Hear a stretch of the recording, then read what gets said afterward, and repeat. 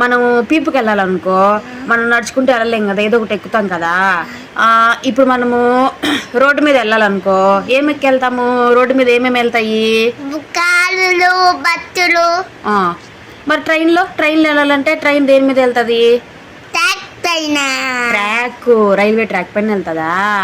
మరి నీళ్ళల్లో వెళ్ళాలంటే మనము నీళ్ళల్లో వెళ్ళాలనుకో, బోటు, షిప్. గాల్లో ఆకాశంలో వెళ్ళాలంటే